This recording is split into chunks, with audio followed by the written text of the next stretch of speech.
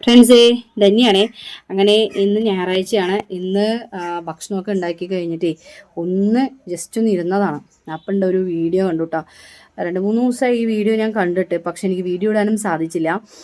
ഒരു നായ കബറടത്ത് പോയിട്ട് ഇങ്ങനെ നിൽക്കുക, കുറേ നേരം ഇങ്ങനെ മണപ്പിക്കുക, പിന്നെ അങ്ങോട്ട് പോവുക, പിന്നെ ഇങ്ങോട്ട് വരിക, അങ്ങനെ ഒരു ഇത് കാഴ്ച കണ്ടു കേട്ടോ.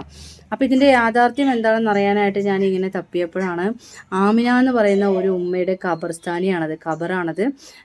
കഴിഞ്ഞ 2-3 ദിവസം മുന്നേ കുഴഞ്ഞു വീണ് മരിക്കുകയായിരുന്നു ആമിനുമ്മയുടെ മകളുടെ വീട്ടിലേക്ക് പോയതായിരുന്നു. മകളുടെ എന്ന് വെച്ച് കഴിഞ്ഞാൽ കല്യാണം കഴിച്ചു കൊടുത്ത വീട്ടിലേക്ക് പോയതായിരുന്നു. അപ്പോൾ അവിടെ അവരുടെ മകൾ അവിടെ ഉണ്ടായിരുന്നില്ല.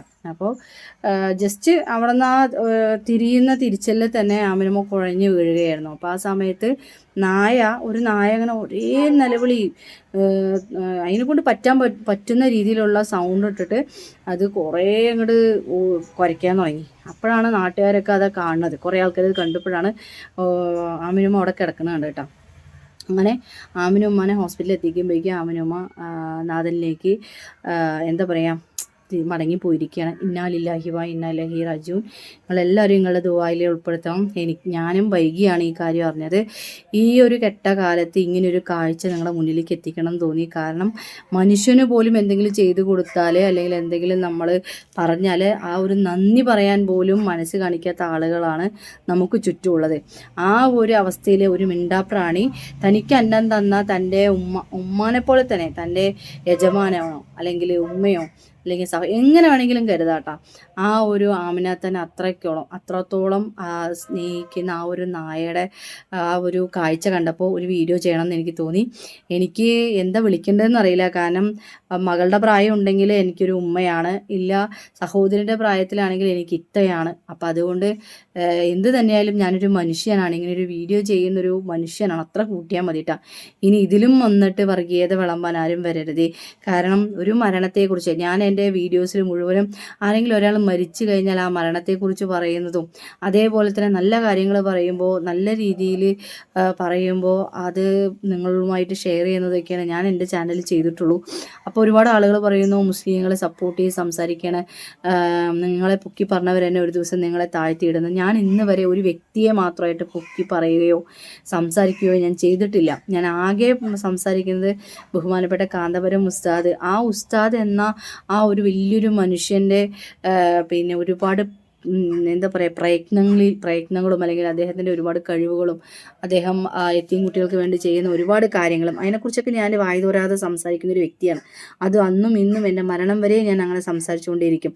എന്തെല്ലാം പ്രയാസങ്ങളിലൂടെയാണ് ഞാൻ പോകുന്നത്, എന്തെല്ലാം അവസ്ഥയെപ്പെട്ടിട്ടാണ് ഞാൻ പോകുന്നത്. പക്ഷെ അതൊന്നും ഞാൻ മറ്റുള്ളവരുടെ അടുത്തത് പറയുന്നില്ല. കാരണം അത് പിന്നീട് എനിക്ക് തന്നെ ഒരു പ്രശ്നമാകുമെന്ന് എനിക്കറിയാം. ഇപ്പം ഞാൻ ഒരു നേരത്തെ ഭക്ഷണം ഓർഡർ ചോദിച്ചിട്ടാണ് ഞാൻ ജീവിക്കുന്നത്. അപ്പോൾ അതൊരു ചാരിറ്റി ആണ്, ചാരിറ്റി തട്ടിപ്പ് അങ്ങനെയൊക്കെ പറയുന്ന കുറേ ആളുകൾ ഇങ്ങനെ വരുന്നുണ്ട്. ഇത് ചാരിറ്റി അല്ല, ഞാൻ തന്നെ എൻ്റെ അടുക്കളയിൽ പാകം ചെയ്ത് ഭക്ഷണം പാവങ്ങളിലേക്ക് എത്തിക്കുകയാണ്. അതിൽ നിന്നൊരു വരുമാനമാണ് ഞാൻ കണ്ടെത്തുന്നത്.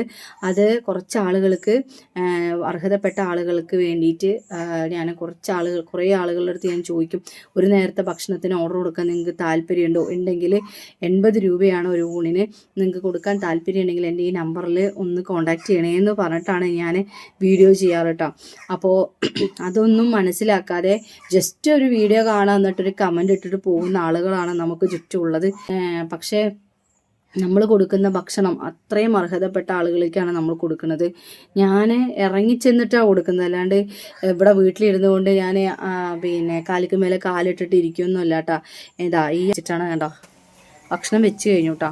ഈ അടുക്കളയിൽ വെച്ചിട്ടാണ് ഞാൻ ഭക്ഷണം ഉണ്ടാക്കിയിട്ട്, ഒരു നേരത്തെ ഭക്ഷണം ഉണ്ടാക്കിയിട്ട് ഞാൻ ഉച്ചക്കലത്തെ ഫുഡ് ഉണ്ടാക്കിയിട്ട് ഞാൻ അവർക്ക് എന്നെക്കൊണ്ട് പറ്റുന്നത് അവർക്ക് വിശക്കുമ്പോഴേക്കും അവർ ഫുഡ് അവിടെ എത്തിക്കുക എന്നതാണ് എൻ്റെ ലക്ഷ്യം.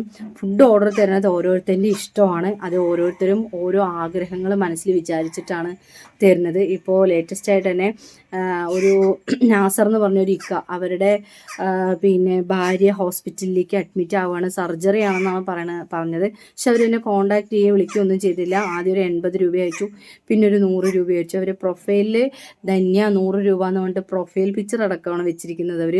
അപ്പോൾ അത് ഞാൻ എന്തായാലും കൊടുത്തിട്ടുണ്ട്. ആ ഇക്കാൻ്റെ ഭാര്യയ്ക്ക് വേണ്ടി നിങ്ങൾ എല്ലാവരും പ്രാർത്ഥിക്കണം കേട്ടോ. അപ്പോൾ ആരുടെ പ്രാർത്ഥനയാണ് ദൈവം കേൾക്കുന്നതെന്ന് അറിയില്ലല്ലോ.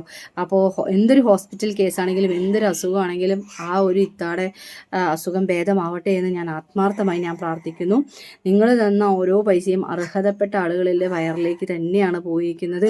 വെറുതെ ഇരുന്ന് കൈ നീട്ടി വാങ്ങിക്കാൻ എനിക്ക് മനസ്സനുവദിക്കാത്തത് കൊണ്ട് തന്നെയാണ് ഞാൻ ഒരു നേരത്തെ ഭക്ഷണം രാവിലെ 5 മണി തുടങ്ങിയിട്ട് വൈകുന്നേരം 12 മണി വരെ പണിയെടുത്തിട്ടാണ് ഞാൻ ജീവിക്കുന്നതും നിങ്ങളിൽ നിന്ന് ഓർഡർ സ്വീകരിക്കുന്നതും. അല്ലാതെ വെറുതെ കൈ നീട്ടിയിട്ട് ഞാൻ ഒരാളിൽ നിന്നും പൈസ മേടിക്കുന്നില്ല. അതിൻ്റെ ആവശ്യം എനിക്കില്ല. കാരണം എന്ന് വെച്ച് കഴിഞ്ഞാൽ ഒന്നും തന്നില്ലെങ്കിലും പിന്നെ ഒന്നും ആയില്ലെങ്കിലും മറ്റുള്ളവരുടെ മുന്നിൽ അടിയറവ് വയ്ക്കാൻ എനിക്ക് തീരെ താല്പര്യമില്ലാത്തൊരു വ്യക്തിയാണ് ഞാൻ. കൈ നീട്ടാൻ എനിക്ക് അത്രയും ബുദ്ധിമുട്ടുണ്ട്. പക്ഷെ ഞാൻ എൻ്റെ കടങ്ങൾ എങ്ങനെയെങ്കിലും വീടണം, അധ്വാനിച്ചിട്ട് വീട്ടിൽ പോകണം എന്ന് പറഞ്ഞിട്ടാണ് ഞാൻ വീഡിയോസൊക്കെ ഞാൻ ചെയ്യാറുള്ളതും. എനിക്ക് വേണമെങ്കിൽ എന്നെ സഹായിക്കണം എന്ന് പറഞ്ഞിട്ട് എൻ്റെ വെറുതെ ഒന്ന് പറഞ്ഞിട്ട് അക്കൗണ്ട് നമ്പറും കാര്യങ്ങളും വെച്ചാൽ മതി. ഞാൻ അങ്ങനെയല്ല വെച്ചത്. നിങ്ങൾ ശ്രദ്ധിച്ച് നോക്കണം. ഒരു നേരത്തെ ആഹാരം ഓർഡർ ചെയ്തിട്ട് ഉണ്ണിയപ്പോ ഭക്ഷണമോ എന്തെങ്കിലും ഒന്ന് നിങ്ങൾ ഓർഡർ ചെയ്തിട്ട് എന്നെ ഒന്ന് ഹെൽപ്പ് ചെയ്യണമെന്ന് പറഞ്ഞിട്ടായിരുന്നു ഞാൻ ആ വീഡിയോ ഇട്ടിട്ടുണ്ടായിരുന്നത്. അല്ലാതെ വെറുതെ കൈ നീട്ടിയിട്ട് പൈസ വേണമെന്ന് ഞാൻ ചോദിച്ചിട്ടില്ല, ഞാൻ ചോദിക്കൂല. പിന്നെ പല ആൾക്കാർ പല രീതിയിലും സമ്പാദിക്കുന്നുണ്ട്. എനിക്കങ്ങനെ സമ്പാദിക്കാൻ അറിയില്ല. ഇപ്പോൾ ഒരാൾ ഇത്ര ലക്ഷം രൂപ തരാം, അത്ര ലക്ഷം രൂപ തരാം എന്ന് പറഞ്ഞിട്ടൊക്കെ വെറുതെ വള്ളിയാക്കാനൊക്കെ വിളിക്കുകയോ സംസാരിക്കുകയൊക്കെ ചെയ്ത് ഞാൻ അതിലൊന്നും മൈൻഡ് ചെയ്യുന്നില്ല. കാരണം എനിക്ക് ഫൈറ്റ് ചെയ്യാനോ അല്ലെങ്കിൽ വേറെ രീതിയിൽ പോകാനോ എനിക്ക് താല്പര്യമില്ല. എനിക്ക് എൻ്റെ ഈ കടങ്ങൾ വീട്ടാൻ ഇപ്പോൾ ഓരോ ആൾക്കാർ സബ്സ്ക്രിപ്ഷനൊക്കെ എടുക്കുന്നുണ്ട്. എന്താണ് നല്ല എക്സ്ക്ലൂസീവ് പിന്നെ വീഡിയോസ് ഇടാമെന്നൊക്കെ പറഞ്ഞ് എനിക്ക് അങ്ങനത്തെ വീഡിയോസ് ഇടാനൊന്നും അറിയില്ല. എനിക്ക് അറിയേണ്ടത് ഇത്രയേ ഉള്ളൂ, അധ്വാനിക്കുക. ഇതപ്പോൾ കടയിൽ 4800 രൂപയ്ക്ക് അടവാണ്. ഇവിടെ അതേപോലെ പലചരക്ക് കടയിലും അതേപോലെ 2000 രൂപയ്ക്ക് അടവുണ്ട്. ഞാൻ ആ കടത്തിൽ ഇങ്ങനെ റോൾ ചെയ്ത് പോവാണ്. പിന്നെ ആരാൻ്റെ നിന്ന് കടം മേടിച്ചിട്ട് നിങ്ങളെ അടിച്ചേൽപ്പിക്കണമില്ല. എനിക്ക് നിങ്ങൾ ആരെങ്കിലും ഫുഡിനൊന്ന് ഓർഡർ തന്ന് കിട്ടിയാൽ ഫുഡ് വന്ന് കഴിച്ച് നോക്കുക. നിങ്ങൾക്ക് ഇഷ്ടവും ഭക്ഷണം കഴിച്ച ആൾക്കാരൊക്കെ നല്ല ഫുഡാണെന്ന് തന്നെയാണ് പറഞ്ഞിരിക്കുന്നത്. പിന്നെ 80 രൂപ ഞാൻ പറയുന്നത് എന്താണ് നിങ്ങളുടെ ഫുഡിന് ഭയങ്കര റേറ്റ് ആണല്ലോ എന്ന് പറഞ്ഞു. ഞാൻ ബിരിയാണിക്ക് വാങ്ങിക്കുന്നത് ജീരകശാല അരിയാണ്. ജീരകശാല അരി അതും കഴിച്ച ആൾക്കാർ. ഞാൻ ഇതല്ലാതെ ഇങ്ങനെ അർഹതപ്പെട്ടവർക്കല്ലാതെ വേറൊരു ഓർഡറും ഞാൻ കൊടുത്തിട്ടുണ്ടായിരുന്നു. ആ ഓർഡർ കൊടുത്തിട്ട് അദ്ദേഹം പറഞ്ഞത് നന്നായിട്ടുണ്ട് മോളെ, നീ അതിൻ്റെ റേറ്റ് കറക്റ്റായിട്ട് പറ, നിനക്ക് ഞങ്ങൾ ആ കറക്റ്റ് പൈസ എമൗണ്ട് അയച്ചുതരാമെന്ന് പറഞ്ഞു. അപ്പോൾ നമ്മൾ ചെയ്യുന്നത് അത്രയും വൃത്തിയോടെയും അത്രയും ടേസ്റ്റോടെയും കൂടിയിട്ടാണ് നമ്മൾ കൊടുക്കുന്നത്. അപ്പോൾ എന്നെക്കൊണ്ട് പറ്റും, നമ്മൾ ഒരാൾക്ക് കൊടുക്കുമ്പോൾ നല്ല വൃത്തിയും നല്ല എന്താ പറയുക നല്ല ടേസ്റ്റോടു കൂടി കൊടുക്കണം എന്നാണ് എൻ്റെ ആഗ്രഹം. ഇല്ലെങ്കിൽ നമ്മൾ കൊടുക്കണ്ടെന്ന് വെക്കുക. അങ്ങനത്തെ ഒരു വ്യക്തിത്വമാണ് ഞാൻ. അതുപോലെ ഉണ്ണിയപ്പം ആണെങ്കിലും 10 രൂപയാണ് ഉണ്ണിയപ്പം. എന്താ നിൻ്റെ ഉണ്ണിയപ്പത്തിന് എത്ര വില എന്ന് ചോദിക്കും. എന്താ വില വെച്ചാൽ നെയ്യാണ് അതിൽ ഒഴിക്കണത്. വെറും ഓയിലും അല്ലെങ്കിൽ 2-3 ദിവസം പഴക്കമുള്ള ഒരു സാധനം ഞാനതിൽ ഉപയോഗിക്കണില്ല. അത്രത്തോളം എന്താണ് കഴിച്ചവർക്ക് അറിയാം, ഉപയോഗിച്ചവർക്ക് അറിയാം അതെന്താണെന്നുള്ളത്. അപ്പോൾ എന്തായാലും ഉമ്മാക്ക് വേണ്ടി പ്രാർത്ഥിക്കുക. ഒപ്പം തന്നെ ഹോസ്പിറ്റലിൽ അഡ്മിറ്റ് ആണോ എന്ന് എനിക്കറിയില്ല. നാസർ ഖാൻ്റെ വൈഫ് അവരെ ഞാൻ സ്ക്രീൻഷോട്ട് ഞാനിവിടെ വെക്കുന്നുണ്ട്. അപ്പോൾ ഈ ഒരു ഇത്താക്കും പൂർണ്ണ ശിഫ നൽകട്ടെ എന്ന് പ്രാർത്ഥിച്ചുകൊണ്ട് ഇന്നത്തെ വീഡിയോ ഞാനിവിടെ വൈൻഡപ്പ് ആക്കുന്നു.